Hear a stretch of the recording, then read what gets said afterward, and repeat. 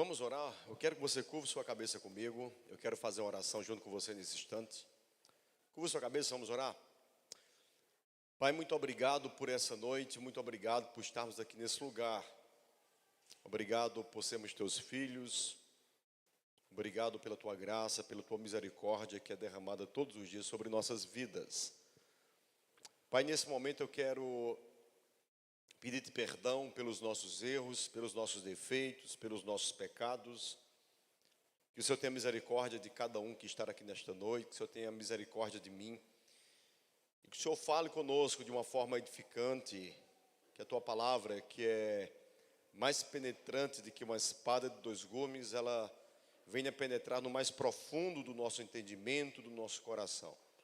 Que nós venhamos ser levados nesta noite a refletirmos, a querermos de fato vivermos como a igreja no primeiro século, a igreja primitiva vivia. Quero nessa noite pedir a tua graça, a tua bondade e misericórdia em nome de Jesus. Amém? Queridos, semana passada nós demos início a uma sequência de mensagens que começamos a tratar acerca da igreja primitiva.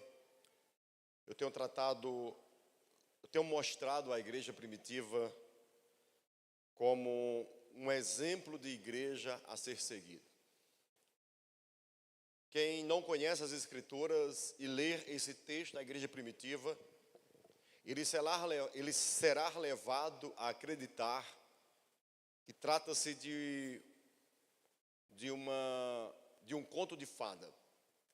Se você não conhecer as Escrituras e ler apenas o texto de Atos 2:42 em diante, você vai pensar que está lendo uma trilha, um conteúdo de um bom filme, quando na realidade não é. É fato, é verídico. A comunidade que existiu no primeiro século, ela é uma comunidade exemplo para nós seguirmos. É um exemplo modelo para nós olharmos e copiarmos. E eu tenho aprendido através desse texto que a comunidade cristã, ela é o lugar mais seguro para eu e você estar. Não existe lugar melhor, não existe lugar mais terapêutico, não existe lugar mais edificante que você estar inserido dentro de uma comunidade cristã. Semana passada nós demos início e observamos os versículos 1 em diante, aonde nós percebemos que houve um grande derramar do Espírito Santo de Deus. Porém, esse derramar do Espírito Santo de Deus, ele veio sobre a comunidade que estava ali reunida em Atos 2. Nós observamos semana passada que para vivermos o sobrenatural de Deus, para nós de fato desfrutarmos do avivamento de Deus, necessário se faz estarmos entrelaçados, introduzidos dentro da comunidade espiritual, dentro da comunidade cristã. Se você estiver de fora da comunidade, você vai assistir de camarote tudo o que Deus está fazendo. Mas assistir de camarote Deus está fazendo não é igual a participar do que Deus está fazendo. Vocês estão comigo? Amém? Você pode ir para um belo jogo de futebol e dizer, cara, eu assisti de camarote o jogo. Eu vi os melhores atletas participarem daquela final. Mas assistir o jogo de camarote nunca será, ou nunca terá, a mesma sensação de você estar participando, de você estar dentro do que está de fato acontecendo. Então, nós observamos semana passada que, infelizmente, muitas pessoas acabam, infelizmente, apenas assistindo, apenas vendo, apenas visualizando o que Deus está fazendo, mas não participando ou sentindo a presença real de estar participando dentro como participante. Então, é de suma importância estarmos dentro da comunidade. E hoje eu quero observar com vocês esse grande avivamento que foi que ele refletiu, que foi que ele trouxe. Em Atos capítulo 2, como nós lemos, nós vemos aí o que eu classifico, e não somente eu, mas qualquer bom teólogo vai concordar comigo que Atos 2 foi o maior avivamento que já houve na história da igreja. Foi um derramar do Espírito Santo de uma forma sobrenatural. Atos 2, ele fez com que as pessoas falassem e os demais ouvissem na sua própria língua. Atos 2, ele moveu corações. Atos 2, ele converteu pessoas. A vinda do Espírito Santo em Atos 2 foi um fenômeno que até hoje é estudado, é lido e admirado. Então esse derramar do Espírito Santo, esse mover do Espírito Santo de Atos 2, que fez pessoas falarem línguas, que o texto nos diz que veio um som impetuoso, e foram pousadas sobre toda a comunidade línguas como de fogo, e eles falavam com ousadia, eles pregavam sem nenhum tipo de temor, porque eu acredito que quando o avivamento ele vem, a primeira coisa que ele faz é gerar entusiasmo, é gerar ousadia na comunidade. Quando você chegar dentro de uma comunidade cristã e você encontrar aquela comunidade desanimada, fraca, abatida, sem disponibilidade para falar de Jesus, você pode automaticamente dizer: essa igreja está precisando passar por um avivamento. Porque a primeira característica, de fato, é a ousadia, é a disponibilidade, é o tremor, na realidade, com que se fala de Jesus. Observe o versículo 11, coloca aí na tela, por favor. O verso 11 vai dizer: tanto judeus como convertidos ao judaísmo, cretenses e árabes, nós o ouvimos declarar as maravilhas de Deus em nossa própria língua. Veja versículo 37.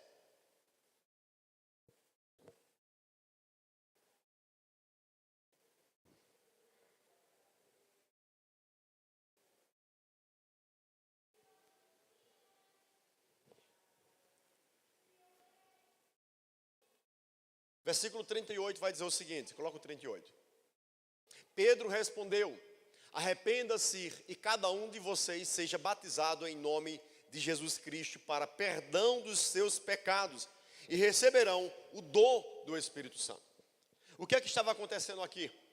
Pedro, na realidade, cheio do Espírito Santo, movido pelo poder de Deus, Pedro começa a pregar com ousadia. O versículo 14 começa a narrar a pregação de Pedro. Pedro, ele começa a pregar no poder do Espírito. Ele traz uma mensagem cristocêntrica. Ele fala acerca da morte e ressurreição de Cristo. E quando Pedro termina de falar, os corações das pessoas são levados a crer. Então eu acredito que o avivamento, ele traz ousadia sobre a igreja. Acenda as demais luzes aqui, Catarina, por gentileza. Deixa tudo acesinha. Então, todo mover, todo avivamento, ele começa trazendo ousadia. Ele começa despertando a igreja, para que de fato a igreja assim comece a falar com tremor e temor do Senhor. Então veio em Atos 2 um grande avivamento. Eles foram tomados, eles foram cheios, eles foram impactados por tudo aquilo que Deus trouxe. E o que foi que esse avivamento resultou? Resultou em quê, Paulinho? Qual foi os frutos desse avivamento? Depois que o Espírito Santo veio, repousou sobre todos, muitos falaram em línguas, houve prodígios e milagres. Isso resultou em quê? Isso resultou em uma comunidade espiritual. Slide. Isso resultou em uma comunidade espiritual. A partir de Atos 2, nasceu uma comunidade espiritual. Se você ler comigo, nós iremos ler, você vai ver que a partir do versículo 38,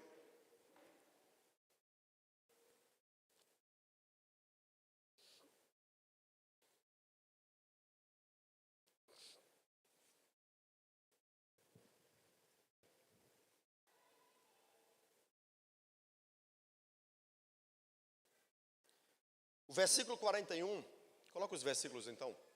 Coloca o versículo 41. Os versículos 41 vão dizer que depois dessa pregação de Pedro, os que aceitaram a mensagem foram batizados, e naquele dia houve um acréscimo de cerca de 3.000 pessoas. 3.000 pessoas.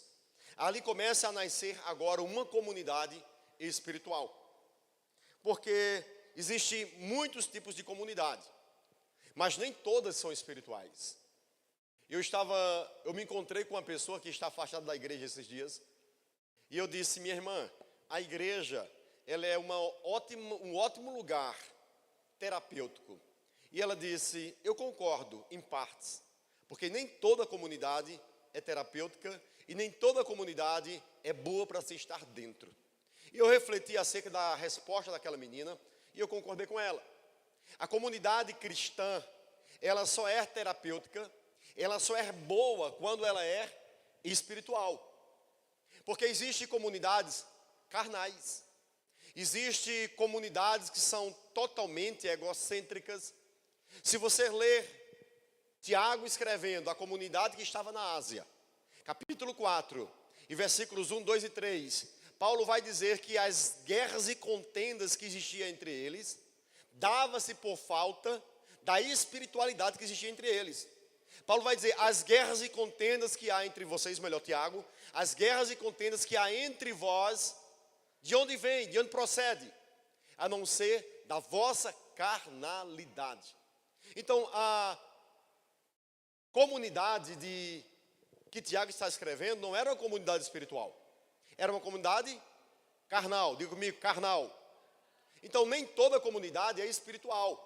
Às vezes nós estamos inseridos dentro de algumas comunidades que infelizmente ela é totalmente carnal, totalmente egocêntrica, totalmente antrocêntrica, mas não cristocêntrica, não Cristo habitando, predominando nas raízes dessa comunidade. Então, quais são as características, então? Você pode me perguntar, quais são as características de uma comunidade espiritual? A primeira é essa aí. É perseverança nos ensinos dos apóstolos. O versículo 42 vai dizer o seguinte: e perseverava na doutrina dos apóstolos, e na comunhão, no partir do pão e nas orações. Então a primeira característica de uma comunidade espiritual é que ela é perseverante no ensino, na doutrina dos apóstolos. Essa é a primeira característica. E é interessante observarmos o seguinte: a palavra perseverança, ela traz consigo o significado, ou a palavra perseverança, ela traz a ideia de constância, permanecer, resistir. Então, quando Paulo está dizendo que eles perseveravam, Paulo estava dizendo que eles permaneciam, eles resistiam, eles estavam constantes na participação no ensino da palavra. Eles eram totalmente dedicados à busca constante do ensinamento da palavra. Quando o texto vai dizer que eles perseveravam nos ensinos dos apóstolos, era porque quem tinha entregado os ensinos a eles eram os apóstolos. Os apóstolos ouviram de Cristo e de Cristo transferiram, entregaram aquela comunidade. Então, a primeira marca de uma comunidade espiritual é que ela persevera no ensino da palavra. Eu não consigo entender e nem consigo aceitar que uma comunidade espiritual, ela sinta prazer, ela consiga viver totalmente avivada, sem ter a palavra como sua regra de fé. A palavra, de fato, é ela que nos faz palpitarmos de desejo de pregarmos. É a palavra que nos leva a querermos conhecer mais de Deus. Então, se uma comunidade, se uma igreja alegar que está vivendo o sobrenatural, que está vivendo um avivamento, mas ela não tem desejo no ouvir o evangelho, se ela não tem desejo em perseverar no ensino da palavra, essa igreja ela pode estar vivendo qualquer coisa menos um avivamento. menos um despertamento. Porque a maior característica de uma pessoa, de uma comunidade, de uma igreja, é ela de fato ter desejo, ter fome, ter sede em aprender a palavra de Deus. Eu lembro-me quando eu me converti, e logo muito cedo eu ouvi alguém pregando. E quando eu ouvi alguém pregar, eu disse, cara, eu quero pregar também. E naquele momento o meu coração começou a desejar, a palpitar, me tornar um pregador. E eu trabalhava na época como recepcionista em um hotel. E eu passava as madrugadas lendo. E muitas vezes não entendia o que estava lendo. Era uma leitura arcaica, uma leitura antiga. Mas a minha vontade era tão grande que muitas vezes eu passava a madrugada lendo. Se no outro dia você me perguntasse, Paulinho, o que você leu ontem à noite? Eu não sabia dizer o que eu li. Mas eu me regozijava. Eu me sentia satisfeito em estar buscando, estar lendo. Então, essa igreja, ela fazia isso. Ler, querer aprender os ensinamentos é algo importantíssimo para que realmente nós venhamos a entender que estamos pelo caminho certo. O problema de hoje é que as pessoas não perseveram no ensino da palavra. Existe uma frase do pastor Hernandes Dias Lopes, que ele diz o seguinte: a igreja brasileira, ela é extensa, mas é muito rasa. Imagine uma grande barragem, que é muito grande, mas não tem profundidade. Com muita facilidade, ela seca. É exatamente o que acontece aqui em Poço Fundo. Poço Fundo é uma grande barragem a nível, acerca de território. Mas acerca de profundidade é muito rasa. Por isso é que Poço Fundo enche, rapidamente seca. A igreja que não lê, a igreja brasileira, ela é comparada a uma grande barragem que é extensa, mas que não tem profundidade. E essa falta de profundidade dá-se justamente pelo fato de não gostarmos de ler, de não gostarmos de tirar tempo para aprendermos a palavra. Hoje, infelizmente, há mais pessoas sendo pastoreadas pelos pastores do YouTube do que pastores presencial. Há muita gente que diz, eu não vou para a igreja não, mas eu me alimento pelas redes sociais, eu ouço o pastor fulano de tal, eu ouço a pessoa fulano de tal, sendo que esse pastor nem sequer sabe que você existe, nem sequer sabe que você é um ser existente nesse planeta. Há uma necessidade de nós aprendermos com aqueles que de fato são os nossos líderes, pastores. Eu sempre digo aqui que tem pessoas que nem pastor tem. Porque tem pessoas que, quando interrogado, quem é o pastor da tua igreja? Ele diz, o pastor da igreja é fulano de tal. Ele não diz, o meu pastor é fulano de tal. Precisamos entender que há uma grande necessidade de sermos submissos à palavra de Deus e às autoridades. Eles eram submissos, eles perseveravam, eles eram constantes no ensino da palavra. Nós precisamos ter essa mesma característica. Não há despertamento, não há comunidade espiritual se essa comunidade não tiver desejo pela palavra de Deus. Existem muitos movimentos hoje, movimentos que aparentemente são interessantes, movimentos que você participa dos cultos e parece que você foi arrebatado. Alguém estava me contando que assistiu um podcast por um rapaz que se auto-denomina um grande conhecedor da igreja a nível internacional. E eu até assisti um pouquinho do podcast desse rapaz, e ele mostrando um vasto conhecimento acerca da igreja de um nível internacional, porque já participou de grandes eventos em vários lugares do mundo. Mas esse cara, ao mesmo tempo que ele está mostrando tanto conhecimento, e dizendo o que é que a igreja precisa fazer hoje, ele começa a dizer que participou de um evento, e neste evento que ele participou, ele foi tomado pelo Espírito Santo, e ele começa a jogar granadas.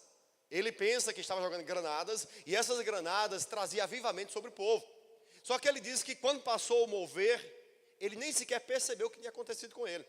Ele diz que foi tomado pelo Espírito, mas esse Espírito dominou ele ao ponto dele não se lembrar depois do que ele estava fazendo. Queridos, a Bíblia vai dizer que o Espírito do profeta é sujeito ao profeta. Todas as vezes que uma pessoa tiver uma manifestação do Espírito Santo e ela não se lembrar depois do que aconteceu, essa pessoa está possessa não pelo Espírito de Deus, qualquer outro espírito, menos o de Deus. Mas porque, infelizmente, muitas pessoas ouvem esse jovem e dizem: o cara é sensacional. Dizem que o cara é sensacional porque não conhece as Escrituras, porque não participa dos cultos de ensino, porque não tem hábitos de ler. Então, todo tipo de informação que, infelizmente, não é válida, é aceita. Eu falei recentemente que fiquei pasmo, e a culpa não é do pastor da igreja. A culpa não é do pastor da igreja. Mas eu vi um pregador pregando, e esse pregador começa a narrativa bíblica, a narrativa da sua pregação, baseada nas crônicas de Nárnia. E a igreja aplaude, a igreja vibra com aquilo. A pregação só é bíblica se ela for extraída da Bíblia. Por isso é que eu digo sempre, nem toda palavra de um pastor é palavra de Deus. Nem toda palavra do pregador é palavra de Deus. O pregador só se torna mensageiro de Deus quando ele pega o texto e ele prega o texto. Se ele pregar o que ele acha, ele está pregando a palavra dele. Mas, infelizmente, por faltar essa perseverança no ensino da palavra, a igreja acaba, infelizmente, sendo lubridiada, enganada. É dada à igreja algo que não é sólido. É comprovado, através da ciência, que não existe leite melhor para a sustância de uma criança que o leite materno, que o leite da mãe. Mas, o que é que acontece quando a mãe não tem leite? Dá-se ninho, como é que chama? Nestogênio, nunca comprei nestogênio, tá? Dá ninho, dá qualquer outra coisa, para tentar lubridiar aquele que faltou. Mas esses alimentos genéricos não são nutrientes o suficiente para nutrir e fortalecer uma criança. A mesma coisa é dentro da igreja. Uma igreja que ela troca a palavra de Deus por qualquer outro tipo de substância, ela até interte, gera um entretenimento, mas não gera a devida edificação. Então nós temos que aprender, e eu tenho dito constantemente para vocês aqui no Galpão, eu não tenho problema em nós termos uma estética legal, eu não tenho problema em você ser um cara moderno, eu tenho problema em você não ser um leitor da Bíblia, eu tenho problema em você dizer que é do Galpão, mas não conhece um versículo bíblico. Eu tenho problema em você dizer que é daqui do Galpão, mas infelizmente não conhece, não defende nem sequer a tua própria fé. Porque se você se deparar com um muçulmano e perguntar: meu irmão, por que você crê desta forma?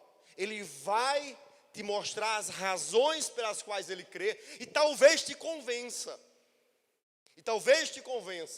Sabe por quê? Porque nos falta isso. Nos falta essa plenitude.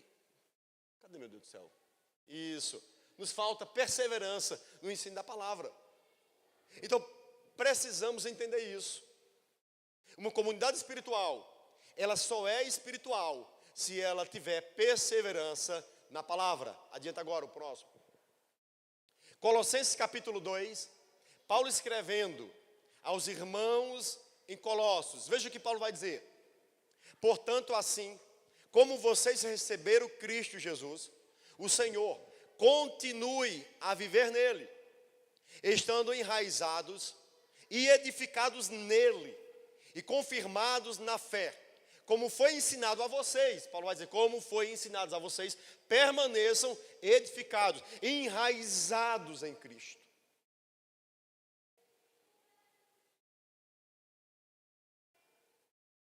Perdi-me agora.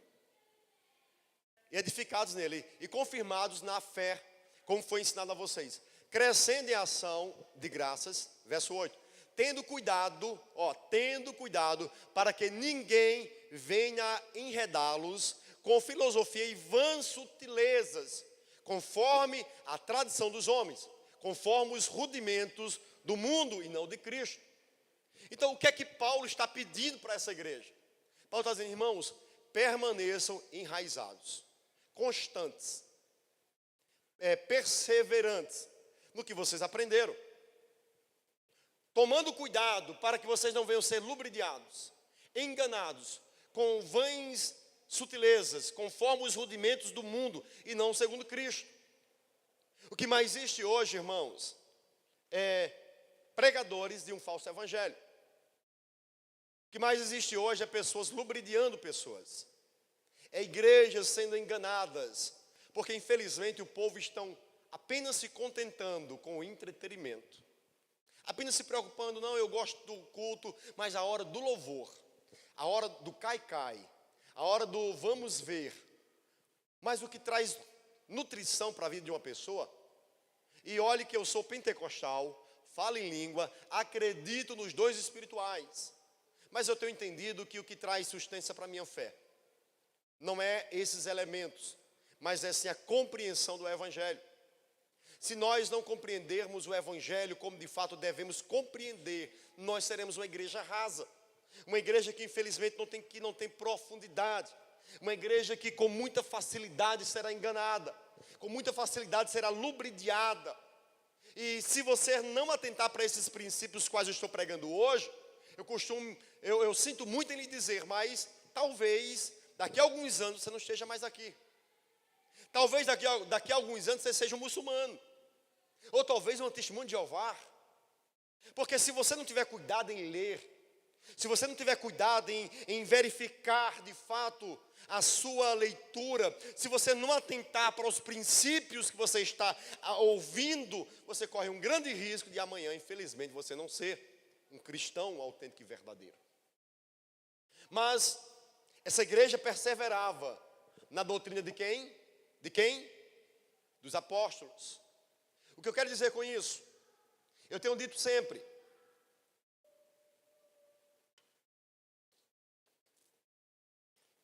se a igreja a qual você participa, seja Galpão, seja Batista, seja Vale 1, seja Assembleia de Deus, a igreja que nós participamos, nós temos que, primeiro lugar, verificar o conteúdo da mensagem. Eu já falei aqui, inclusive em mensagens passadas, o que muda, o que deturpa uma pessoa, não é se a igreja tem luzes, não é se a igreja tem um leão lá fora. O que deturpa a fé de uma pessoa é o que ela ouve. Paulo vai dizer que a fé vem através do ouvir. Então, ao chegar num ambiente, eu não vou julgar a igreja pela sua estética. Eu tenho que julgar a igreja pela sua mensagem, por aquilo que é pregado. Porque se eu julgar a igreja pela estética, eu vou chegar na igreja dos Mormons e vou dizer que essa igreja é de Deus. Porque é muito bonitinho o formato dela. É muito tradicional.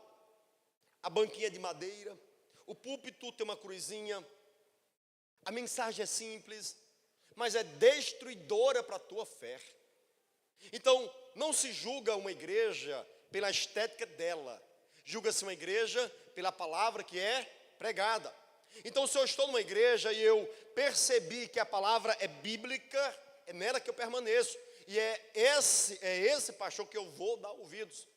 Então, o problema de hoje é que enquanto os apóstolos davam ouvidos à doutrina dos apóstolos, nós hoje damos ouvidos a qualquer balela, a qualquer ensinamento, a qualquer pessoa que aparece no YouTube dizendo, eu sou pastor e vou te ensinar.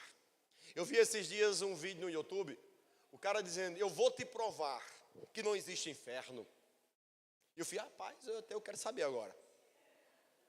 Aí ele foi lá para o Antigo Testamento, porque inferno, a palavra no hebraico é sepultura. Então Davi vai dizer que vai ser colocado dentro da sepultura inferno. O cara leigo não sabia nem o que estava falando. O cara não sabia que a palavra sepultura, quando vem para o grego, tem um significado totalmente diferente. Ele não sabia, ele não conseguia distinguir que no hebraico a palavra inferno relata-se realmente a sepultura, mas na linguagem grega não. No grego, e o Novo Testamento é escrito no grego, a palavra inferno remete a algo espiritual. Então veja a falta de entendimento. Mas muita gente acredita. Realmente, no Antigo Testamento, no hebraico, inferno quer dizer sepultura. Então quer dizer que no Novo Testamento é assim? Não, totalmente errado. Mas infelizmente a falta de compreensão, de entendimento, leva muitas pessoas. Então existem muitas pessoas sendo sendo discipuladas, não no presencial, mas infelizmente sendo discipulados através de pregadores do YouTube, e muita gente, infelizmente, tem sido empanzinada porque tem comido comida ruim. Adiante, por gentileza, o próximo. Essa igreja tinha a plenitude do Espírito e fome pela palavra. Essa igreja, ela tinha a plenitude do Espírito e, ao mesmo tempo, fome pela palavra. O que eu quero dizer com isso? Nós vemos hoje, e hoje existe dois extremos no Brasil. Existe o extremo daqueles que dizem, eu agora sou bíblico, aí por ser bíblico, você não vê uma manifestação do Espírito Santo no meio da igreja. É aquela igreja que Hernandes Dias Lopes vai dizer que é a igreja fria, a igreja morta. Você vai no culto da igreja deles, não tem nada, você não sente nada. A palavra não convence ninguém, mas é bíblica, mas é morta. Aí tem um outro extremo, que extremo é esse? Você vai em igrejas que as cadeiras, quando começa o momento do Pentecostes, não fica uma cadeira em pé. O povo começa a rodar, a um mover sobrenatural do Espírito, mas falta ali profundidade da palavra. O que é que eu vejo em Atos 2? Eu vejo uma igreja que tinha a plenitude do Espírito, que fluía no Espírito, mas ao mesmo tempo era sujeita à palavra de Deus. E é esse o nível que nós, como igreja galponense, temos que ter. Nós temos que ser uma igreja avivada no Espírito, que seja cheia na plenitude do Espírito, mas ao mesmo tempo bons de Bíblia, conservadores. Por isso é que a ordem bíblica é crescer na graça. O que é graça? Comunhão com Deus, mas também no conhecimento. Então não podemos cair no extremo e nos tornarmos neopentecostal e nem tão pouco nos tornar sensacionalistas. Agora não existe mais o mover do Espírito Santo. Então o equilíbrio é a base de tudo. Uma igreja que se move no Espírito, mas que é submissa à palavra, essa igreja ela cresce numa proporção extraordinária, que é o que aconteceu aqui em Atos 2. Adianta, por gentileza. Segunda característica de uma igreja, de uma comunidade espiritual. Segunda característica de uma comunidade espiritual é que ela persevera na comunhão. O texto vai dizer que eles perseveravam na doutrina dos apóstolos e na comunhão e no partir do pão. É interessante que essa declaração no partir do pão não traz a ideia apenas do partir o pão. É muito mais intrínseca do que simplesmente um partir de pão. A ideia aí era que o que é meu é totalmente teu. O que eu tenho, a ti também pertence. Esse modelo da igreja primitiva, onde ele vai dizer que eles perseveravam na doutrina dos apóstolos e na comunhão, na koinonia, era porque realmente eles estavam vivendo um período tão extraordinário, onde a máxima dessa igreja não era se preocupar com as coisas. A máxima dessa igreja era se preocupar com o outro. Minha preocupação não é em conquistar carro. Minha preocupação é em que o outro esteja bem. Se meu irmão estiver bem, eu também estarei bem. Isso é sensacional. Isso é o sonho de uma igreja para o século 21. Pastor, é impossível desfrutarmos desse nível de comunhão? Não. O problema é que nós não atentamos para as Escrituras. O problema é que nós não nos submetemos às Escrituras como deveríamos nos submeter. Mas se nós como igreja entendermos, cara, quem sou eu como cristão? Você já parou para pensar o que é ser um pequeno Cristo? Eu acho que eu tratei isso aqui semana passada. O que é ser um pequeno Cristo? O que é ser um cristão? Ser um cristão, ou melhor, eu tratei domingo, né? Ser um cristão é ser parecido com Jesus. É ter características de Jesus em você. Então, quando alguém me pergunta o que é que você é, e eu digo, olha, minha religião é o cristianismo, e eu sou um cristão, eu estou dizendo para as pessoas que eu sou parecido com quem? Com quem? Com Cristo. Ou seja, características de Jesus estão em mim. Aí, se eu entendo quem eu sou, eu vou começar a me esforçar para de fato viver o que Cristo está vivendo. Por isso é que sempre que eu estou em situações as quais eu não sei o que fazer, eu olho para Cristo como meu modelo e pergunto, Senhor, o que o Senhor fez para que eu consiga fazer também? Então, a comunidade, a comunhão que existia entre esses irmãos era algo sobrenatural. Eles tinham tudo em comum. O que era meu era teu também. Eles vendiam suas propriedades e depositavam aos pés dos apóstolos. O problema é que alguns países quiseram imitar esse tipo de comunismo ou de socialismo, sendo que os bens eram entregues a políticos corruptos, egoístas, que querem tudo para si. O texto vai dizer que eles depositavam aos pés dos apóstolos, homens espirituais. E esses homens administravam entre eles. Essa igreja não tinha por seu nada, mas tudo era dividido entre eles. Por isso é que a comunidade cristã, quando ela está vivendo esse nível de comunhão, ela é vista como um lugar saudável para nós estarmos dentro dela. Vocês lembram do exemplo que o pastor Miguel Neto contou aqui? O que é ser uma comunidade espiritual? Ele contou algo interessante. Ele disse que passou 45 dias com o filho dele no hospital. Quem lembra dessa historinha aqui? Quem estava presente? Ele passou 45 dias no hospital com o seu filho. E quando ele voltou para casa, a igreja estava aguardando ele lá. A casa bagunçada, os irmãos entraram dentro de casa. Uns foram lavar o banheiro, outros mornar a água, outros preparar a cama, outros preparar a mesa. E aquela comunidade entrou ali dentro para trazer um bem-estar, para fazer com que aquele pastor com a sua família se sentisse bem. Porque estavam cansados, emocionalmente, fisicamente, por conta de 40 dias no sofrimento dentro de um hospital.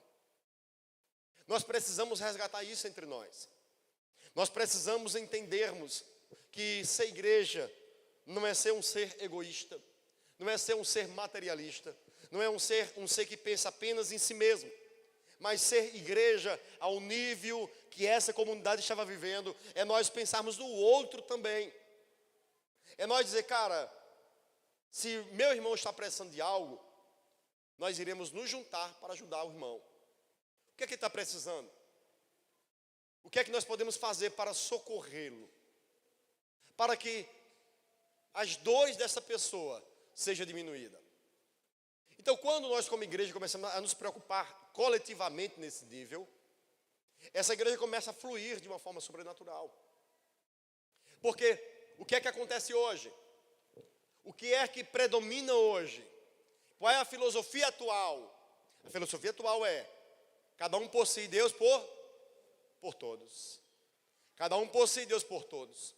Essa filosofia, ela é anticristã. E mais, ela é satanista e diabólica. Porque a máxima do cristianismo é o seguinte: não busque os seus próprios interesses, mas o do outro. Ah, pastor, eu não concordo com isso. Então você não deveria nem ser cristão. Porque as máximas do cristianismo, as duas, é amar a Deus acima de todas as coisas e ao meu próximo como a mim mesmo. Então nós precisamos resgatar para vivermos dentro de uma comunidade espiritual. Nós precisamos resgatar essa comunhão. Nós precisamos a sentir empatia pela dor do outro, pela necessidade do outro, pelo que o outro está sofrendo. E quando eu falo aqui em sentir empatia pela a necessidade do outro, pela dor do outro, é nós enquanto igreja, enquanto comunidade de fato. Porque lá fora o que mais tem é oportunista, vagabundo, preguiçoso, querendo a ajuda do pastor. Tem um tal de um Nailson. Tem um tal de Nailson que ele descobriu, a galera que vem pregar aqui, ele já mandou mensagem para Paulo Furtado, para pastor Misael, para pastor Miguel Neto, dizendo que estava precisando de ajuda. Os pastores, estou lá do galpão, eu queria que você estou passando necessidade, acabou as coisas aqui em casa, e queria que o pastor me ajudasse. Os pastores entrou em contato comigo. Paulinho, quem é esse irmão da tua igreja aí que está precisando de ajuda? Eu falei, meu irmão, olhe, nós não somos uma igreja rica. Mas hoje, qualquer pessoa que precisar de uma cesta básica, nós temos disponível na nossa despensa. Então, não conheço esse Nailson, nunca vi essa figura e não faz parte do galpão. Manda ele entrar em contato comigo. Resultado, até hoje não entrou. Aí quando foi essa semana, Paulo Furtado a mesma coisa. Paulinho, tem um tal de Nailson pedindo ajuda, dizendo que está passando necessidade. Meu irmão, esse cara é um golpista, eu não sei nem quem é. Então, eu não estou falando aqui de nós ajudarmos golpistas, mas a comunidade em si. Quando o texto vai dizer que eles repartiam tudo entre si, era na comunhão, no corpo, naqueles que estão entrelaçados entre eles. Nós temos que aprender a olharmos para a necessidade do nosso irmão como se fosse a nossa própria necessidade. Eu sei que nós não somos uma igreja rica, mas ninguém é tão pobre ao ponto que não possa ajudar o outro. Se nós precisarmos de algo e nós nos juntarmos, alguém que precisa será ajudado. Então, esse princípio de uma comunidade espiritual tem que ser relevante, tem que ser despertado e comentado entre nós. Deixa eu te fazer uma pergunta aqui. E é claro que eu não quero que você me responda, mas eu quero que você pense no teu íntimo. Qual foi a última pessoa que você viu a necessidade dela e você moveu-se para ajudá-la? Eu não estou falando de R$1 que você deu no sinal. Eu não estou falando de alguém que estava na porta de um restaurante e disse: moço, compra uma quentinha para mim. Eu estou falando de alguém que está dentro da comunidade, alguém próximo de você, que você percebeu a necessidade dessa pessoa e moveu para que de fato essa pessoa fosse abençoada. Pense para você mesmo, se você tem feito isso. Sabe qual é a resposta? É que é difícil nós encontrarmos essa resposta, porque nós não cultivamos isso. Mas isso precisa ser cultivado entre nós. A necessidade do nosso irmão tem que ser a nossa necessidade também. A falta do outro tem que ser a nossa falta. E quando isso for desenvolvido entre nós, quando isso for colocado na mesa, irmãos, ou o nosso irmão está precisando, que de fato os irmãos se prontifiquem a ajudar. Há uns meses atrás, um irmão nosso estava precisando de pneu para o carro dele. E um irmão me procurou e disse: pastor, o irmão fulano está sem pneu nos carros. Vamos juntar eu, o senhor e mais algumas pessoas para a gente comprar os pneus desse irmão? Eu disse: bora. É esse tipo de atitude que eu estou falando, que precisa partir de nós como igreja. Não é apenas esperar o pastor se pronunciar, mas é você, enquanto irmão, perceber: pastor, o irmão fulano está precisando. E sabe o que eu tenho aprendido como igreja, como pastor? Quem precisa, não pede. Quem precisa, só fica calado em casa. Mas o pidão não, o pidão ele não pode ver a oportunidade. Inclusive, se tiver algum assistindo pela live aqui, ele vai dizer: olha, eu estou precisando, tem cesta básica aí, estou precisando. Quem precisa, muitas vezes não pede. Só fica calado. Precisa alguém que é do íntimo da pessoa, dizer: pastor, a irmã fulana, o irmão fulano está precisando. E eu entendo que nós temos que de fato fazer sem tocar trombetas por isso. Mas nós, enquanto igreja, precisamos desenvolver essa comunhão. Nós precisamos de fato ter a sensibilidade de perceber a necessidade do outro. E percebendo a necessidade do outro, nos mover. Eu sei que há muitas pessoas aqui que fazem isso. Tem muitas pessoas que quando percebem que o outro está precisando, às vezes nem sequer comigo fala, mas move a comunidade, fala no seu secreto e diz: olha, irmão, pode ajudar? Posso. Tu pode contribuir? Posso. E dessa forma toda a igreja acaba sendo, de certa forma, beneficiada. Então, essa é a segunda característica de uma comunidade espiritual, é ter comunhão. Mas é comunhão em todos os aspectos, porque não existe lugar melhor. Eu estou lendo um livro que é O Lugar Mais Seguro da Terra, e ele fala justamente sobre essa questão da igreja como lugar de terapia. A igreja é um lugar de recuperação. A igreja é um lugar de sarar feridas, de nos fazer de fato, fazer com que o outro de fato seja curado por conta de estar inserido dentro de um coletivo. Terceira característica de uma comunidade espiritual é perseverança na oração. O texto vai dizer que eles perseveravam na doutrina, na comunhão e também nas orações. Uma comunidade que não ora jamais irá conseguir ser uma comunidade espiritual. Essa igreja era uma igreja que vivia em constante oração. Eles oravam constantemente.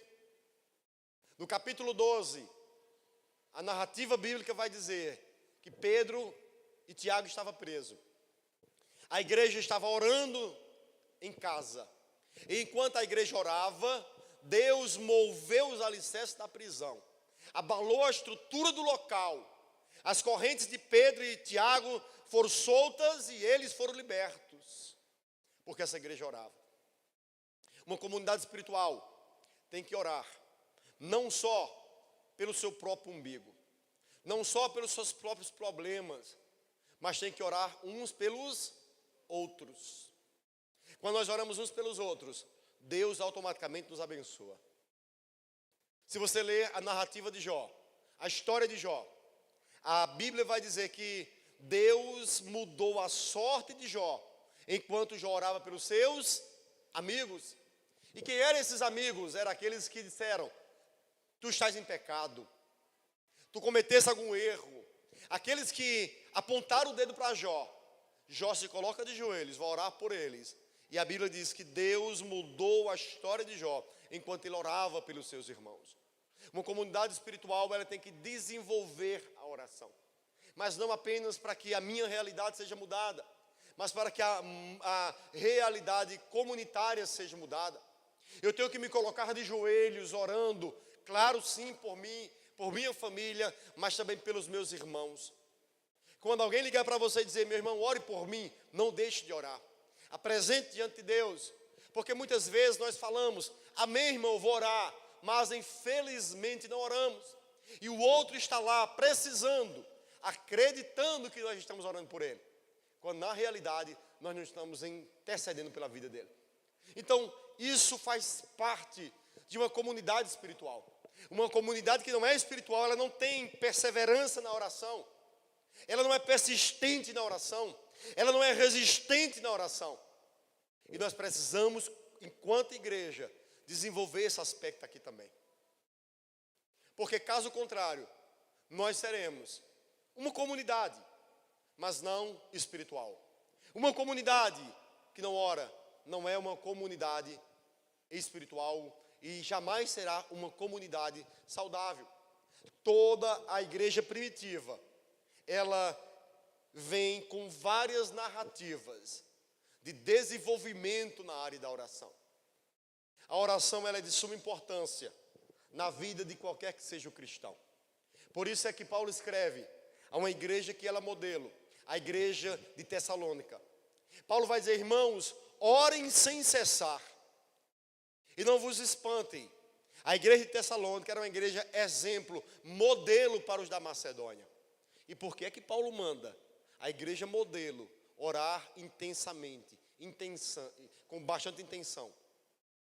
Porque Paulo entendia que a oração não é dever de quem está fraco. A oração é dever de todos, independentemente das tuas qualificações, independentemente do teu currículo, independentemente dos anos de crente que temos. Nós temos que cultivar uma vida de oração. E eu quero fazer a seguinte pergunta, ou a segunda pergunta a você aqui nessa noite. Você tem orado? Você desenvolve o seu lugar de oração em casa? Você tem hábitos de orar? Essa é uma resposta que a gente preferia não responder. Mas a grande realidade é que nós oramos muito pouco. A grande realidade é que nós somos ruins de orar. A grande realidade é que nós somos fracos no requisito oração. Nós temos uma boa teologia que fala de oração, mas nós somos ruins no requisito orar. Precisamos rever esse conceito. Precisamos entender que precisamos ser perseverantes nesses requisitos que eu estou mostrando a vocês. Essa igreja, eles não faziam ocasionalmente, eles eram perseverantes, permanentes, constantes nesses requisitos. Então precisamos desenvolver a nossa oração. Precisamos de fato sermos essa igreja essa comunidade espiritual que traz vida, que tem cura, que restaura o outro. Mas isso dá-se a partir do momento que nós desenvolvemos os nossos relacionamentos com Deus. E, cara, não há relacionamento com Deus se nós não tivermos o hábito de orar. Você pode ler bons livros, você pode até ler a Bíblia, mas se não orar, você jamais irá se tornar alguém espiritual. Um homem espiritual, uma mulher espiritual, um jovem espiritual. Porque somente de joelhos é que nós desenvolvemos os nossos melhores momentos com Deus. Somente de joelhos é que a nossa intimidade é desenvolvida com Deus. Então, eu vos convido para que nós, como igreja, venhamos atentar para esses aspectos. Precisamos ser atentos à nossa vida de ensino. Precisamos ser relevantes na observância do ensinamento. Precisamos ser constantes, perseverantes na comunhão para com o outro. E precisamos ser perseverantes no requisito oração. Se nós não temos orado, nós precisamos orar mais. Se esses requisitos estão em falta entre nós, nós precisamos nos levantar e dizer: Senhor, nos faz sermos uma comunidade espiritual. Sabe por quê, irmãos? Porque uma comunidade espiritual, ela é restauradora para a vida do outro. As pessoas que entrarem por essa porta, se depararem com uma comunidade espiritual, terão suas vidas transformadas. Mas, se ao entrar por essas portas, se depararem com uma comunidade carnal, individualista, que não ora, que não busca, que não conhece Deus, essas pessoas, em vez de serem totalmente saradas, serão machucadas por mim e por você. Então precisamos entendermos que fomos criados, levantados para sermos a igreja de Cristo aqui na terra. O mundo tem que olhar em nós. E eu falei isso recentemente aqui também. O mundo hoje, um erro da igreja hoje é achar que a solução do nosso país estava em Bolsonaro. Tá não, irmãos. Ah, tá em Lula. Nem tão pouco em Lula. A salvação do nosso país está na igreja. Jesus disse: vocês são a luz desse mundo, o sal dessa terra. Não é políticos que é a luz do mundo. Não é políticos que é o sal da terra, é a igreja. Mas sabe por que o mundo está em treva? Sabe por que o mundo está em treva? Porque a igreja tem falhado quanto luz. A igreja tem falhado enquanto sal. Nós não temos restaurado ou evitado a podridão. Nós não temos clareado o suficiente para que as trevas venham a se dissipar. Então não é Bolsonaro nem tampouco Lula, é eu e você como igreja, que precisamos em todas as esferas sociais desse país mostrar que somos de Cristo. Que seja numa prefeitura, numa escola, num consultório, em um fabrico, em uma loja, em qualquer que seja o local ou departamento, que eu e você sejamos a luz do mundo, o sal da terra. Aí o mundo que está em treva vai ser assim, dissipado. E essas trevas vão se acabar diante de uma igreja que de fato vive um verdadeiro cristianismo. Mas uma igreja que acha que a solução é um político, já mostra a sua mediocridade. O quanto é rasa em termos de conhecer que quem muda esse planeta é uma igreja autêntica e verdadeira. É uma igreja que se tornou a imagem de Cristo e não a imagem dos homens. Maldito é o homem que confia no outro homem. Quando a igreja olha para um homem e diz: ele é a nossa salvação, infelizmente, essas pessoas irão se decepcionar cada vez mais. Que Deus nos abençoe e que Ele nos convide a vivermos algo sobrenatural. Se coloque em pé nesse momento, eu quero orar por você.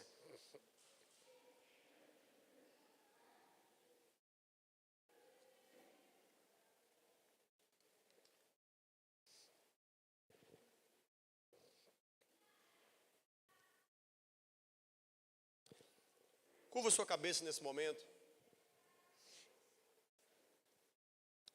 Sabe o que eu tenho aprendido, irmãos, com essa sequência de estudos? Eu acredito sim Eu acredito que Deus está trazendo um avivamento sobre esse país. Mas não é um avivamento que vai nos fazer sermos aparentemente os homens cheios de Deus. Porque houve um período que pensava-se que estava acontecendo um avivamento, mas não era. Homens estavam cheios de si. O verdadeiro avivamento ele acontece quando a igreja ela é bíblica, quando a igreja ela se preocupa um com o outro, quando a igreja de fato ela é perseverante na comunhão, na oração. Essa igreja, aí sim, essa igreja começa a viver algo sobrenatural. Aí a ousadia é dada a essa igreja. Eu tenho acompanhado e visto que não é nós apenas no Galpão que estamos tratando esse assunto. A nível Brasil, muitas igrejas estão tratando esse assunto. E eu acredito sim, que Deus está levantando uma geração de pessoas, de igrejas e comunidades que vão dizer: a minha busca maior, a minha preocupação maior não é em ter, mas é em pessoas. Que nós vemos aprender isso. Se preocupar com o outro, com o bem-estar do outro, é de nossa importância.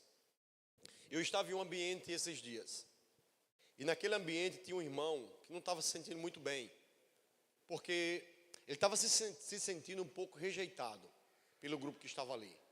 E eu percebi nele que ele estava um pouco recuado, sem se entrosar.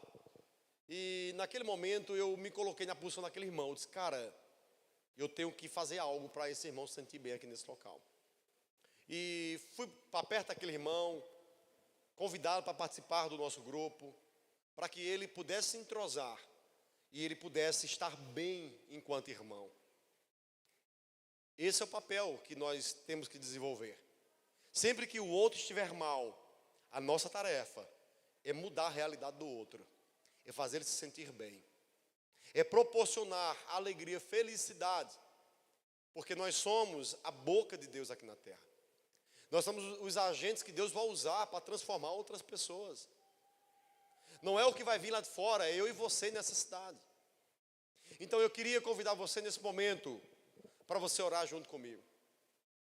Que nós, enquanto igreja, venhamos dizer: Senhor, nos faz sermos uma comunidade espiritual. Nos ensina, porque nós não sabemos ainda. Mas nos impulsiona, nos leva, abre a nossa mente para nós sermos uma igreja que não é vista pela sua religiosidade, mas pelo seu amor fraternal, pela capacidade de perdoar, pela capacidade de abraçar, de ajudar, de se preocupar para com o próximo. Eu, enquanto pastor, quero poder, junto com vocês, desenvolver isso. Cara, já pensou? Nós estamos hoje no século 21, ano 2002, 2003. Já pensou daqui a 50 anos, se Jesus não voltar? Alguém leu uma biografia do Galpão, dizendo: no ano de 2000, 2003, existiu em Santa Cruz uma igreja que não tinha aparência de religiosos, mas comungavam, eram bíblicos, tinha comunhão entre eles, se preocupavam com o mais necessitado e eram fervorosos no Espírito. Que esse seja o legado que nós devemos desenvolver enquanto igreja, que nós devemos ser sim, porque isso que nós lemos em Atos capítulo 2, não foi utopia, não foi coisa da mitologia grega, não, foi fato, foi real. Houve uma igreja que comungava, que se preocupava, que era bíblica, que era cheia do Espírito, que prodígios e maravilhas acontecia entre eles. Eu vou só ler com vocês, bota o versículo 47, por gentileza, para nós encerrarmos.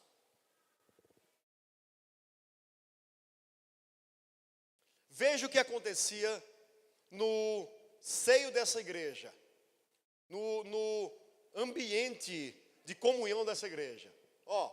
Louvando a Deus e tendo a simpatia de todo o povo, e o Senhor lhes acrescentava diariamente, não era esse o versículo que eu queria não, mas lhe acrescentava diariamente os que iam sendo salvos.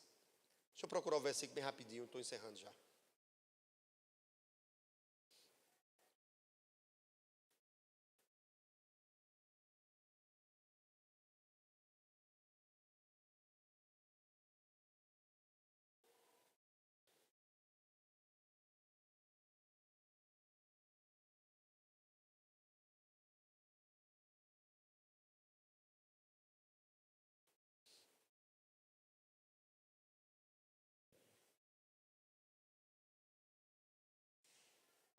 Amém. Deixa, não estou encontrando o verso não. Mas nós devemos ser essa igreja. Curva sua cabeça comigo. Vamos orar. Pai, eu quero nesse momento me render diante da Tua presença, me render diante da Tua palavra. Pai, queremos pedir perdão, porque muitas vezes a filosofia que predominava em nossos pensamentos era que deveríamos ser egoístas, que deveríamos buscar apenas os nossos próprios interesses. O mundo em si hoje nos ensina a sermos esse tipo de pessoa. Pessoas egoístas, pessoas materialistas, individualistas. Mas não é o mundo que vai nos discipular. Não é a filosofia pagã que vai nos discipular. Nós seremos, estamos sendo discipulados pela Tua palavra. Queremos sim ser a Tua cópia para o mundo atual. Pai, que venhamos sim ser essa comunidade espiritual. Que as pessoas que entrem por nossas portas sejam saradas, sejam totalmente libertas, curadas de suas dores, porque estão dentro de um ambiente saudável, de um ambiente de cura, de um ambiente de transformação. Pai, eu oro por essa igreja, eu oro por Teus filhos, eu peço por todos, nos faz sermos idênticos, parecidos contigo, e nos faz sim entendermos o quanto é importante sermos esse lugar de acolhimento. Assim eu te oro, grato por tudo, em nome de Jesus. Aplauda Jesus bem forte. Amém? Amém.